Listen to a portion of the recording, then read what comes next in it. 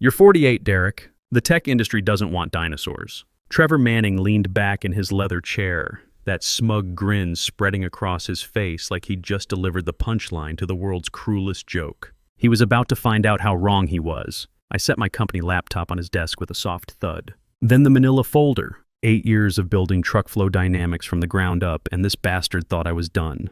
Good luck finding another job at your age in this market, he continued, flipping open the folder to scan my resignation letter. That same chuckle I had heard 1,000 times before, the sound of a man who'd built his entire career on other people's work. I didn't flinch, just stood there in my worn jeans and polo shirt, hands at my sides, looking him dead in the eye. Meanwhile, he's sitting there in his $3,000 suit, fresh from another LinkedIn post about innovative leadership with some stock photo of hands stacked together. My name is Derek Paulson, senior software architect, divorced father of 2. And for 8 years, I'd been the brain behind every system that made truck flow dynamics worth $200 million, while this fraud took all the credit. The tech industry moves fast, Trevor said, leaning forward like he was doing me some kind of favor. Companies want young blood, fresh ideas. You really think anyone's going to hire a divorced single dad with outdated skills? Face it, guys your age should focus on mentoring young talent, not trying to be rock stars.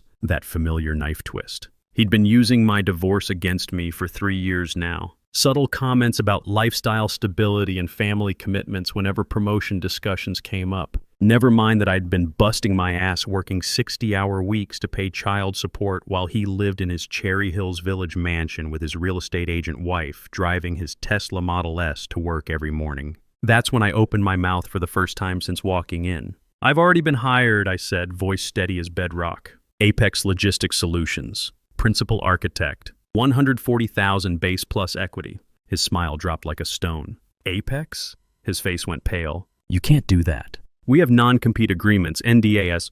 I shook my head slowly. Check your records, Trevor. I never signed either. You said you didn't want to scare off talent with excessive paperwork. Remember?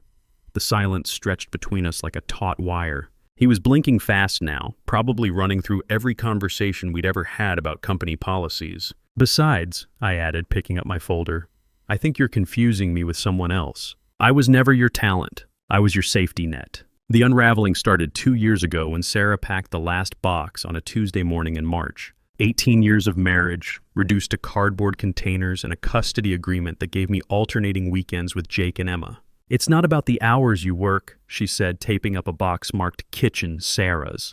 It's that you care more about solving computer problems than talking to your own family. She wasn't wrong. I'd been hiding in code for years, staying late at the office, working weekends on algorithm optimizations. Easier than dealing with the slow death of our marriage. Easier than admitting I felt like a stranger in my own house. The divorce settlement hit me hard. Child support, splitting assets, suddenly paying for 2 households on a $95,000 salary that Trevor had kept frozen for 4 years running while he got promoted based on systems I'd designed. I moved into a 2-bedroom apartment in Aurora. Nothing fancy, but close enough to the kids' school for pickup duty. My Honda Civic 2018 replaced the family SUV. The basement became my workshop where I built model trains on quiet Sunday nights when Jake and Emma were at their mom's. Budget constraints, Trevor would say during my annual reviews. But you're such a valuable contributor, Derek. We really depend on your stability. Stability, code word for we know you can't leave because you need the health insurance and steady paycheck for child support. But it was 6 months later when everything really exploded. I wasn't supposed to be in the conference room that Thursday afternoon. I'd come back from lunch early to grab my phone charger when I heard voices through the half-open door.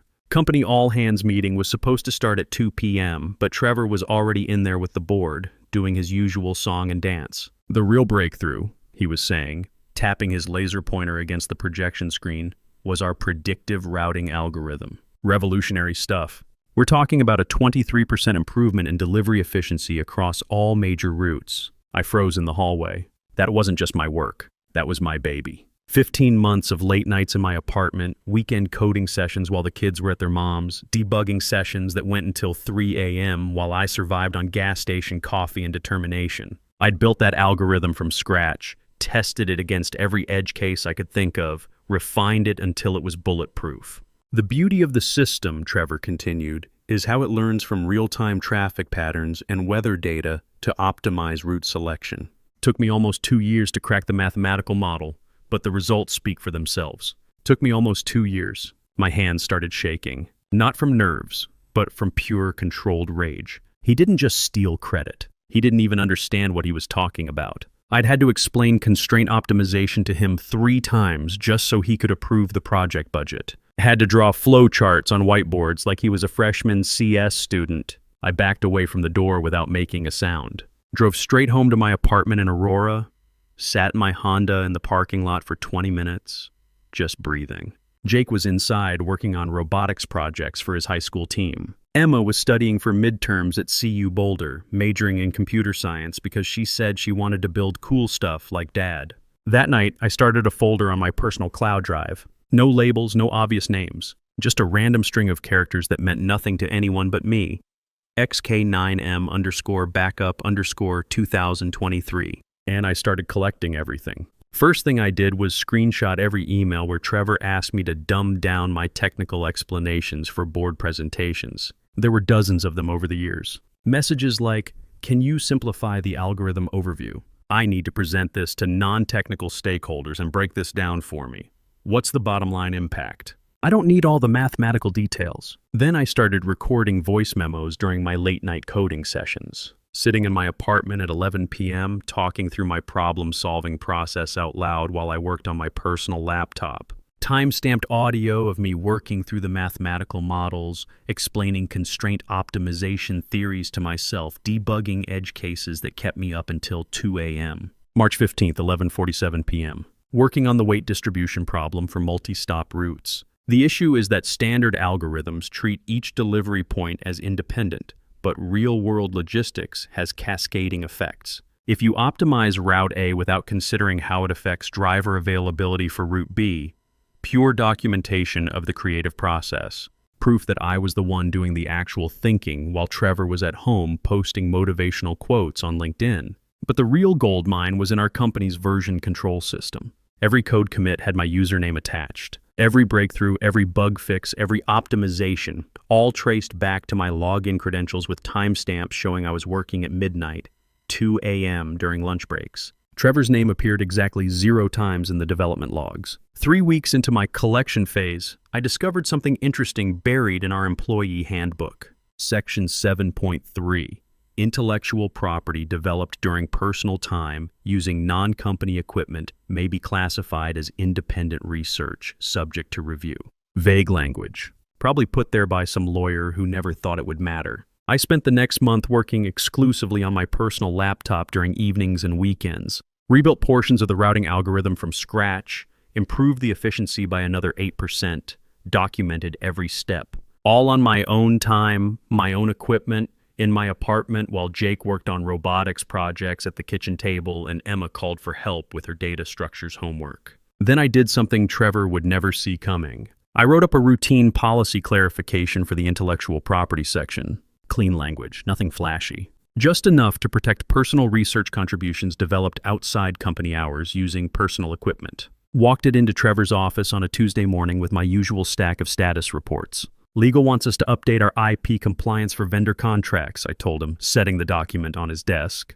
"Pretty standard stuff. Just needs your signature for the file." He didn't even read it. Just scribbled his signature while scrolling through LinkedIn on his phone, probably looking at the latest motivational quote he could repost about disruptive innovation or paradigm shifts. "Thanks for handling that, Derek. You always take care of the boring details." Boring details. That signature just gave me legal ownership of half the improvements to our core system. By month 4 of my collection, I had everything backed up in 3 separate locations. Encrypted files on 2 different cloud services, plus a physical drive I kept in a safety deposit box at a downtown Denver bank. Ironclad timestamps, voice recordings, email chains, and legal protection I'd gotten him to sign himself. I even consulted with my lawyer, the guy I'd used for the divorce 3 years back, and had him review everything. "You're clean," he told me over coffee near the courthouse. "No legal exposure. The policy changes you got signed actually protect you better than most developers ever manage.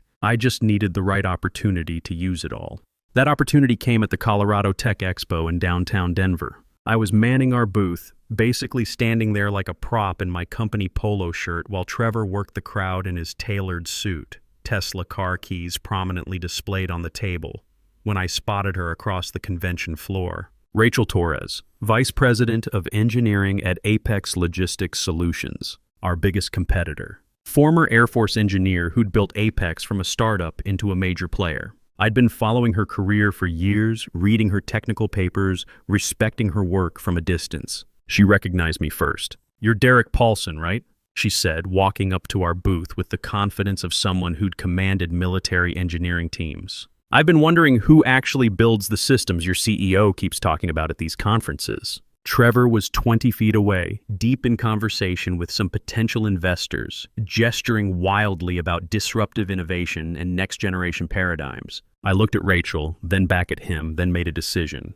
"I build most of it," I said quietly. "Most of it? All of it." He puts his name on the presentations. That got her attention. We talked for 20 minutes by the coffee station. Real tech talk. No fluff, no buzzwords. Distributed computing challenges, scalability issues, optimization trade-offs. The kind of conversation I hadn't had with anyone at my own company in years. She knew her stuff, asked questions that only someone with deep engineering background would think to ask.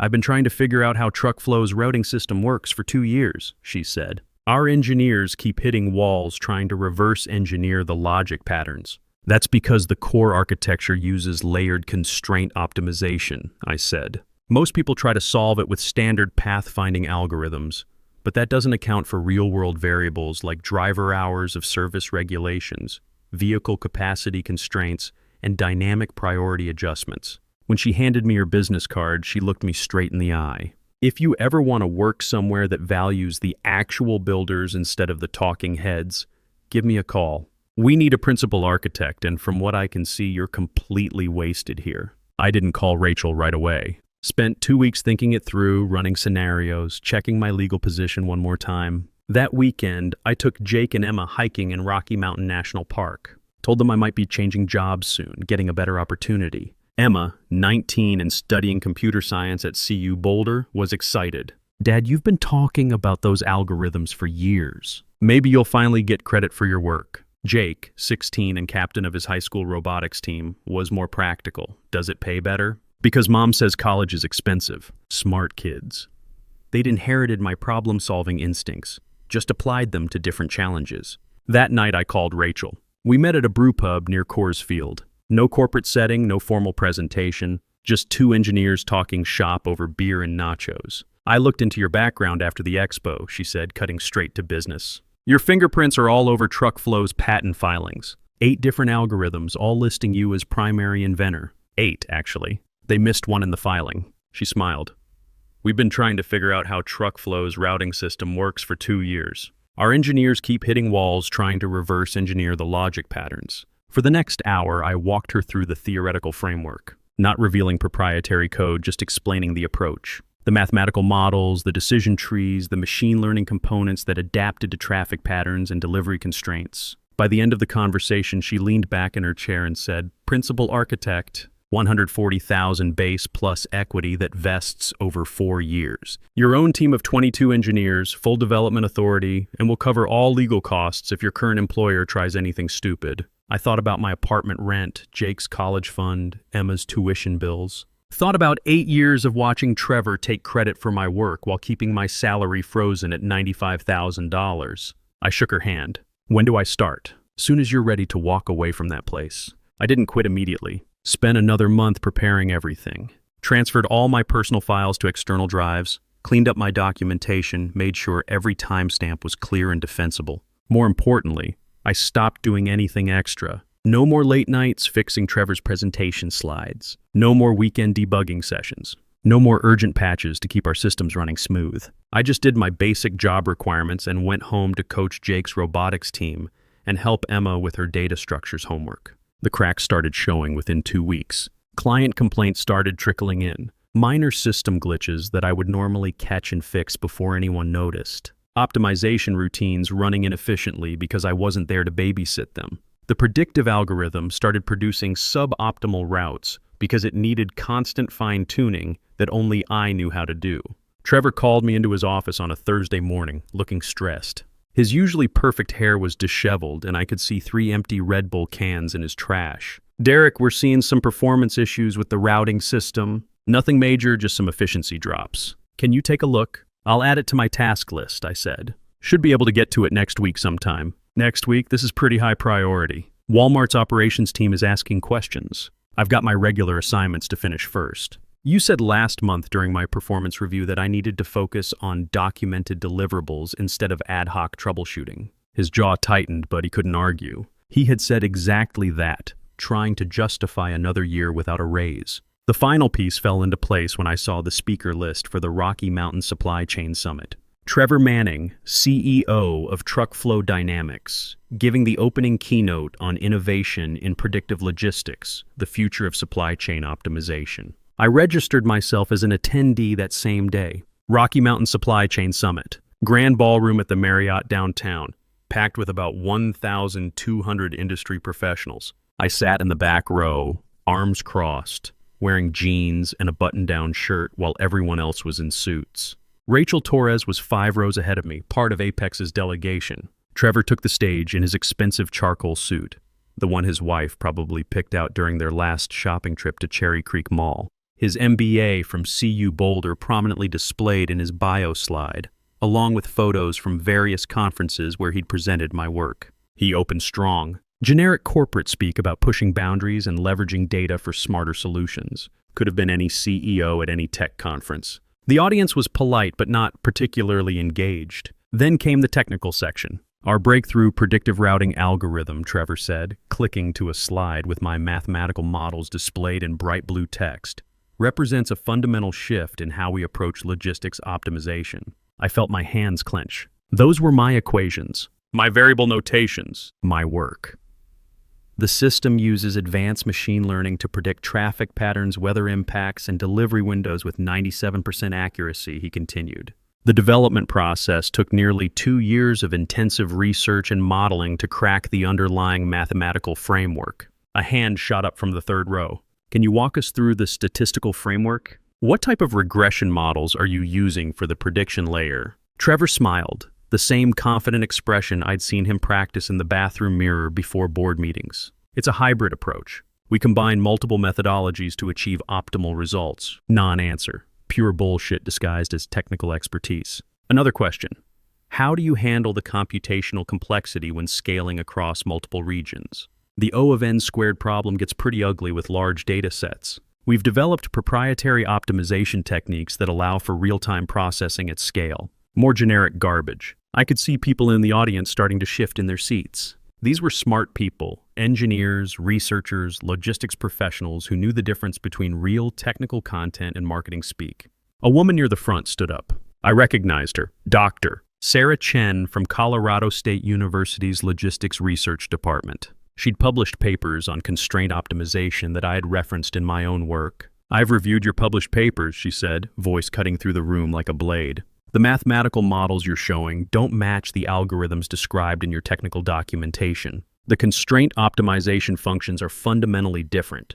Trevor's smile faltered for the first time. "Well, we've made several iterations since those publications." "Which specific iterations?" "The base optimization function I'm looking at shouldn't converge with those input parameters." "The mathematics don't work." Silence.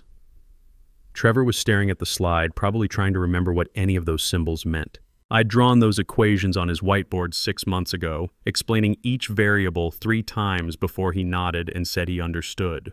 "I think, Doctor," Chen continued, "someone who actually built these systems should explain how they work." That's when I stood up. The room went quiet. All 1,200 pairs of eyes turned toward the back row where some guy in jeans and a polo shirt was getting to his feet. "I can answer that," I said, loud enough for everyone to hear. Trevor's face went white. He knew that voice. Knew exactly who was about to walk down that aisle. I walked past rows of executives and engineers, straight to the front of the room, took the microphone from Trevor's hand without asking permission. He stepped aside like a ghost, probably already calculating how fast he could get to the parking garage. "The optimization framework uses a multi-layered constraint satisfaction approach," I began, looking out at the audience instead of at Trevor. "The base layer handles route optimization using a modified Dijkstra algorithm with dynamic weight adjustments. The prediction layer runs parallel processing with weighted historical data and real-time traffic feeds. Nods from the crowd. Real engagement for the first time all morning. The reason the mathematical models look inconsistent, I continued, glancing at Dr. Chen, is because the published papers only show the simplified version for patent filing purposes. The actual production system uses dynamic constraint relaxation that adjusts parameters based on delivery priority, vehicle capacity, driver hours of service regulations, and real-time weather impacts. I walked them through the real architecture. Not corporate buzzwords, not marketing speak. Just clean technical explanation of how the system actually worked. The mathematics, the logic trees, the machine learning components, the decision frameworks I'd built during those late nights in my apartment while Trevor was posting motivational quotes on LinkedIn. The breakthrough isn't just in the algorithm, I said, warming up to the topic I'd been passionate about for 8 years. It's in understanding that logistics optimization is fundamentally a human problem disguised as a mathematical one. Drivers have families, trucks break down, weather changes, customers change their minds. The system has to be smart enough to handle chaos, not just calculate optimal routes. When I finished explaining the real technical architecture, the room erupted in applause. Not polite conference clapping, real recognition from people who understood what they'd just heard. I handed the microphone back to Trevor and walked off the stage. He didn't say another word, just stood there in his expensive suit, exposed as a fraud in front of 1,200 industry professionals. The conference ended in chaos. Reporters, industry bloggers, LinkedIn influencers. Everyone wanted to know who I was and what had just happened. Someone had recorded the whole thing on their phone. By the time I reached the parking garage, the video was already being shared in tech industry Slack channels. I didn't stick around for interviews. Just drove straight to Apex's office in my Honda Civic, past Trevor's abandoned Tesla in the hotel parking lot. Rachel was waiting for me with a cup of coffee and a contract. That was either brilliant or completely insane, she said. Maybe both.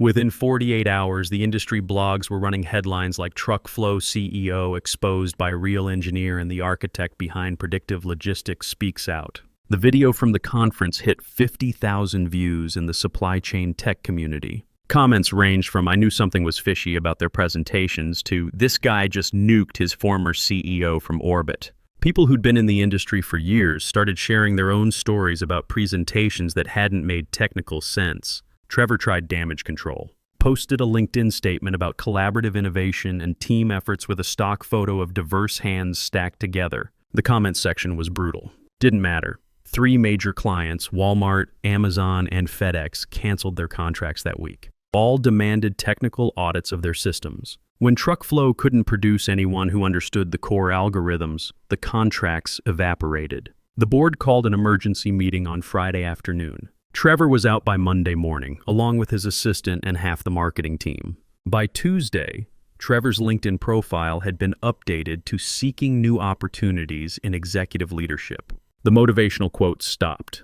The conference speaking invitations were withdrawn. His wife, apparently unaware of how precarious their financial situation had become, filed for divorce 3 weeks later when the reality of his unemployment hit their mortgage payments. The Tesla got repossessed. The Cherry Hills Village house went on the market. Trevor moved into a studio apartment in Lakewood and started posting resume updates that conveniently omitted his last 2 years at Truckflow. But I learned something else through industry connections. 10 years ago, Trevor had been a decent engineer himself, not brilliant but competent. It was 5 years of corporate politics and the pressure to move up or move out that had turned him into what I'd seen. The system had rewarded his presentations over programming, his networking over algorithms. That didn't excuse what he'd done to me, but it made it more complicated than simple good versus evil. Meanwhile, the industry started digging deeper. Turns out, most of Trevor's previous innovations at other companies had similar patterns. Charismatic presentations, vague technical details, and a trail of overworked engineers who'd left shortly after his arrival. Truckflow struggled for 8 months before being acquired by a larger firm at 30% of its previous valuation. Turns out, when you fire the only person who understands your core technology, things fall apart pretty quickly. Their remaining engineers couldn't maintain the systems I'd built. Performance dropped, error rates spiked, clients complained. First day at my new job, I walked into a conference room with 22 engineers waiting to meet their new principal architect. Smart people, real developers, the kind of team I'd always wanted to work with. No politics, no stolen credit, just people who cared about building great systems. I'm Derek, I said. No PowerPoint, no corporate introduction. I built the routing systems that TruckFlow used to run on. Now we're going to build something better. But leading a team of 22 engineers turned out harder than writing algorithms. The first few months, I'd wake up at 3 a.m. wondering if I was really qualified for the title principal architect or if I was just another imposter who'd gotten lucky. Rachel noticed my struggle during our monthly one-on-ones. "You're trying to prove you deserve to be here," she said. "You already proved that. Now you need to learn how to lead." She was right. I'd spent 8 years working alone, building systems in isolation, learning to delegate, to trust other people's code, to guide without micromanaging. Those were different skills entirely. We spent the next 6 months building exactly what I'd promised: clean code, smart architecture, innovative solutions to problems I'd been thinking about for years. My corner office overlooked downtown Denver with mountains visible in the distance. Real leadership, real recognition, real compensation. The day we launched our new platform, it outperformed TruckFlow's old system by 17% across every major metric. Our clients started seeing immediate improvements. Word spread fast in an industry where performance gains like that are front-page news in trade publications. But success came with complications I hadn't anticipated. 3 months after TruckFlow's acquisition, I ran into Mike Kowalski at a Starbucks near downtown. Mike had worked in accounting for 12 years. Good guy, 2 kids in high school, coached Little League on weekends. Always brought homemade cookies to office birthday parties. "I don't blame you, Derek," he said, stirring his coffee with hands that looked older than I remembered. Trevor had it coming, but the severance package was pretty thin when they shut down our division. I found work, but it's a 30% pay cut. He paused, looking out the window. My oldest was looking at Colorado School of Mines for engineering. Now we're talking community college first. I bought his coffee and walked away wondering if there had been another way. 37 people had lost their jobs when TruckFlow collapsed. Mike was just one face among many who'd been collateral damage in my pursuit of justice, which is why I started a small scholarship fund for TruckFlow families that year. It wasn't much, but Mike's son got one of the first grants. That night, Emma called from college. "Dad, my CS professor mentioned your name in class today. Good things, I hope. He called you controversial but brilliant. Said the TruckFlow situation was a masterclass in intellectual property protection." A pause. "What do you think about all that?" "I think," she said slowly, "I'm proud you finally stood up for yourself, but I also think about all those people who lost their jobs. Was there really no other way?" Smart kid. She'd inherited my problem-solving instincts, just applied them to ethical questions I was still wrestling with. The patent office completed their review 8 months later. 6 algorithms, all listing me as sole inventor. The settlement from TruckFlow's bankruptcy proceedings came after 2 years of legal battles. $2, $3 million, enough to help with college funds and finally give me some financial breathing room, but not the life-changing windfall the headlines had suggested. 6 months later, I heard Trevor had taken a senior engineering role at a smaller firm, back to hands-on technical work. Maybe the fall had reminded him why he became an engineer in the first place. Jake started telling his robotics teammates that his dad was the guy who'd built the algorithms they were learning about in their computer science classes. Emma switched her major from business to computer science, inspired by watching her father finally get recognition for his work. The real payoff came on a Tuesday evening in November. I was working late in my office, reviewing code from my team, looking out at the Denver skyline and thinking about how different my life had become. My phone buzzed with a text from Emma. "Dad, saw the article about you in Tech Weekly. My professor talked about constraint optimization in logistics and mentioned your work." I told everyone that's my dad. "I'm proud of you, but I'm also glad you found a way forward that doesn't keep destroying lives. That matters too." I set the phone down and leaned back in my chair. Corner office, brilliant team, industry recognition, financial security. Kids who were proud to tell their friends what their father did for a living. But also the knowledge that Mike's son was starting at community college instead of Colorado School of Mines. That 37 families had been disrupted by my actions, however justified they might have been. The TruckFlow case became a Harvard Business School study on intellectual property and engineering ethics. At least some good came from the mess. Trevor was probably somewhere trying to rebuild a career and a marriage that my pursuit of justice had helped destroy. The system had failed him too, in its way, turning a decent engineer into someone who felt he had to steal credit to succeed. Sometimes the best revenge is being undeniably good at what you do. But the older I get, the more I understand that even justified revenge has consequences for people who never deserve them. Success tastes sweeter when you earn it honestly, but wisdom means recognizing that in the real world, justice always comes with collateral damage. The truth spoke for itself. I just had to live with everything it said. If this story hit home for you, give it a like. And subscribe if you want more stories like this. I post new ones daily. They say just forget. Move on like it's easy.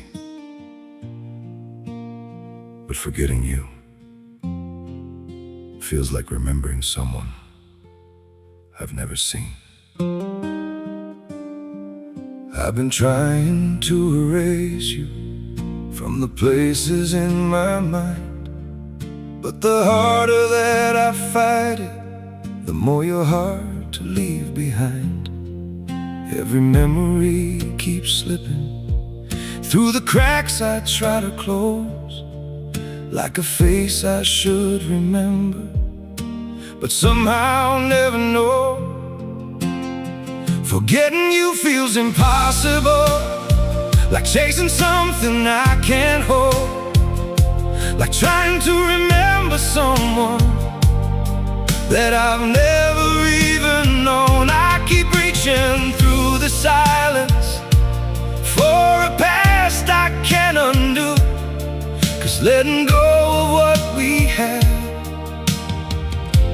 feels like losing something true.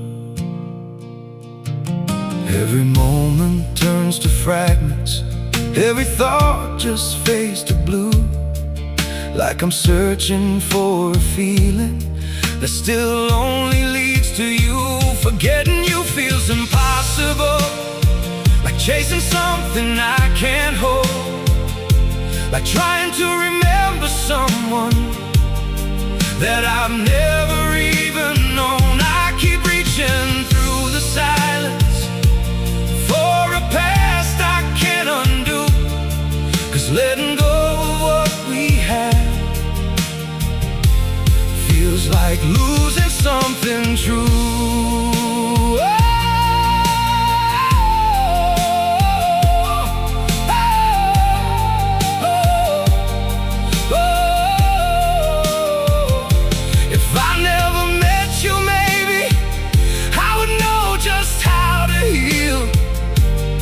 But now every empty moment still reminds me what is real. Forgetting you feels impossible, like chasing something I can't hold, like trying to remember someone that I've never even known. I keep reaching through the silence for a past I can't undo, 'cause letting go of what we had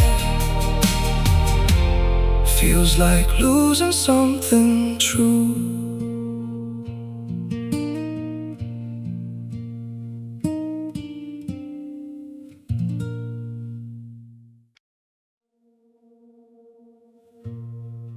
Don't pity me. My heart doesn't need your mercy.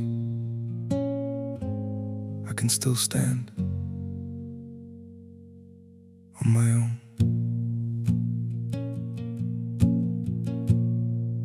I was broken by your leaving, fell deeper than I thought I would, but pain has taught me how to heal now and survive what once I couldn't.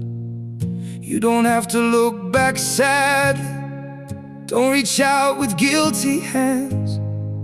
What you shattered made me stronger, now I rise where I once collapsed. My heart doesn't need your pity, not another empty sign. I've got enough strength left within me to rebuild this life of mine. My feet are steady through the sorrow, I can stand through all the pain.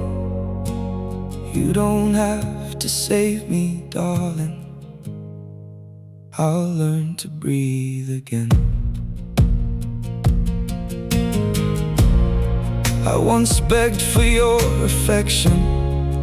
Now I've learned my worth in scars. And the man you left in pieces found his own way through the dark. My heart doesn't need your pity, not another empty sign. I've got enough strength left within me to rebuild this life of mine. My feet are steady through the sorrow. I can stand through all the pain. You don't have to save me, darling. I'll learn to breathe again.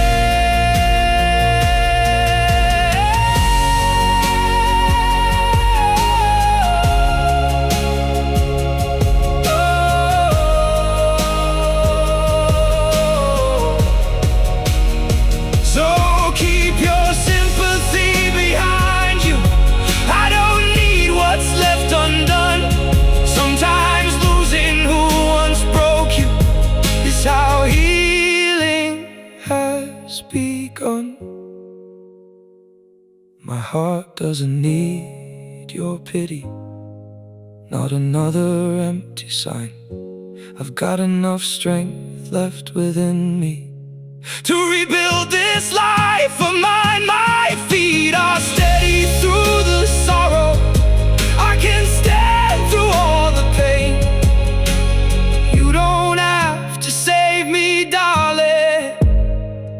I'll rise alone again.